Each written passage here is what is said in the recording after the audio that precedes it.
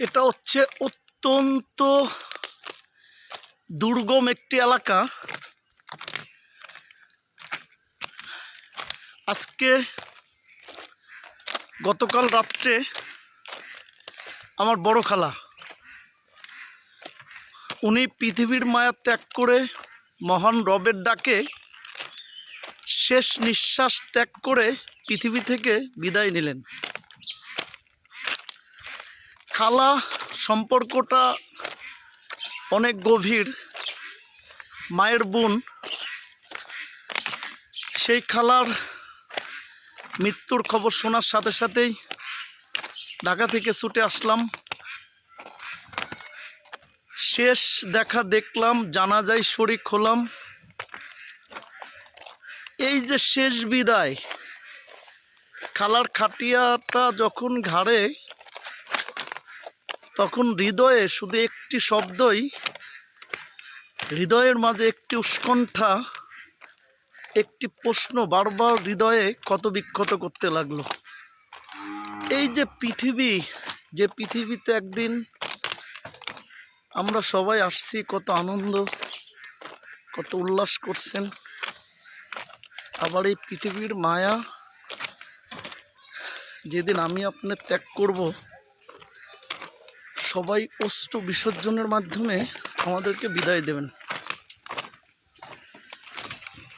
পৃথিবীর জীবনটা ক্ষণস্থায়ী, কিন্তু এই যে পৃথিবী, এই পৃথিবীর পরের যে জীবন, সেই জীবনটা চিরস্থায়ী।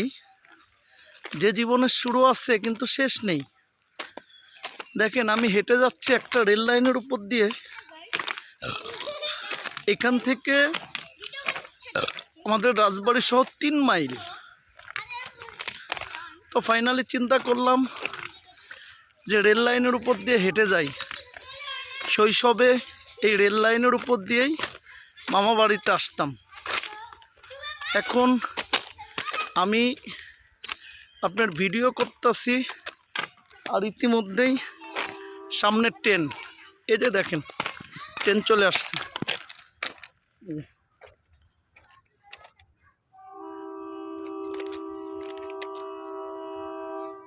এই যে ট্রেন, এখন আমাকে ফাইনালি এই ট্রেনের এটা ছেড়ে দিতে হবে। দেখছেন,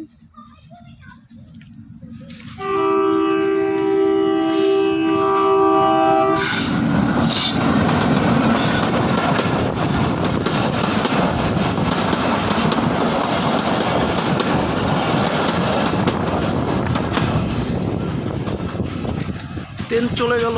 ওই যে ট্রেন চলে যাচ্ছে। জীবনের নতুন একটা অভিজ্ঞতা, নতুন একটা এক্সপিরিয়েন্স।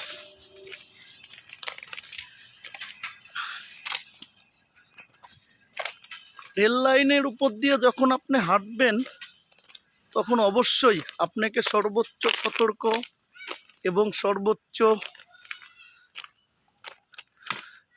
সতর্কতা মেনটেন করতে হবে।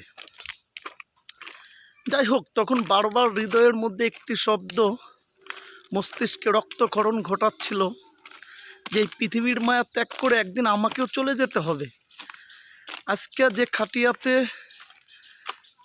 অন্য কেউ, প্রত্যেকে একদিন ওই খাটিয়াতে আমরা থাকব, এবং আমাদেরকে বহন করবে আমাদের অনেক কাছের আত্মীয় স্বজন। যাই হোক, মৃত্যুযাত্রা অনেক কঠিন। আল্লাহ পাক অবশ্যই আমাদের সবাইকে মৃত্যুর আগে যেন জান্নাতি হিসাবে এবং খাঁটি ইমানদার মুসলমান হিসাবে মৃত্যুবরণ করার তৌফিক দান করেন। আসসালামু আলাইকুম।